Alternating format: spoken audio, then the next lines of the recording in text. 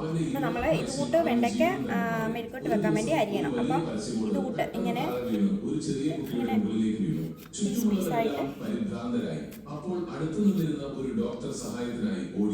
ഇങ്ങനെ അരിയണം, ഇങ്ങനെ കട്ട് ചെയ്യണം വെണ്ടയ്ക്ക.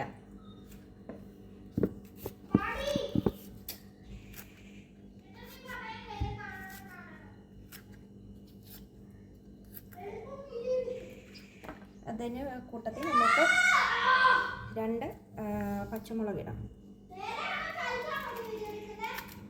ശരി. അവളുടെ കാലിന് മുറിവേൽക്കുകയും രക്തം വരികയും ചെയ്യുന്നുണ്ടായിരുന്നു. സംഭവം അടുത്തെത്തിയ ഉടൻ അവൾ തിരിഞ്ഞതും ഒരു സ്രാവ് നേരെ വരുന്നുണ്ടായിരുന്നു. അവൾ പേടിച്ചു. അപ്പം നമ്മുടെ പാൻ ചൂടായിട്ടുണ്ട്. അപ്പം നമുക്ക് എണ്ണ ഒഴിച്ചു കൊടുത്തു. എണ്ണ ചൂടായിട്ടുണ്ട്.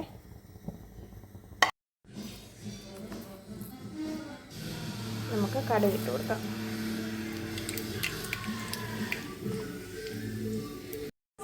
നമ്മൾ കടുക് ഇട്ട് കൊടുത്തായിരുന്നു. അപ്പോൾ കടുക് പൊട്ടിയിട്ടുണ്ട്. നമുക്കിനി കറിവേപ്പില ഇട്ട് കൊടുക്കാം.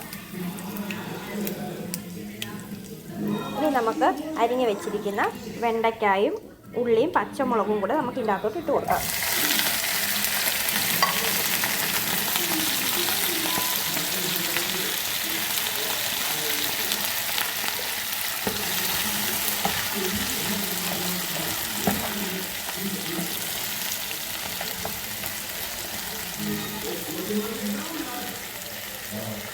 ഇത് പെട്ടെന്ന് കുക്കാവുന്ന ഒരു സാധനമാണ്. ഇച്ചിരി മഞ്ഞൾപ്പൊടി ഇട്ട് കൊടുക്കാം.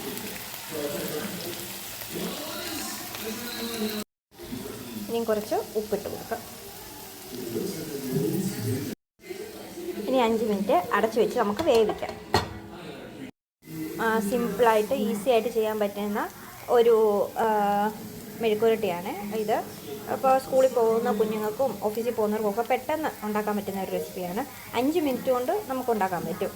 മേളിലോട്ട് ഒരു സ്വല്പം കറിവേപ്പില ഇട്ട് നമുക്ക് കാത്തുവെക്കാം. അങ്ങനെ നമ്മുടെ വെണ്ടയ്ക്ക മെഴുക്കുവരട്ടി റെഡി ആയിട്ടുണ്ട്.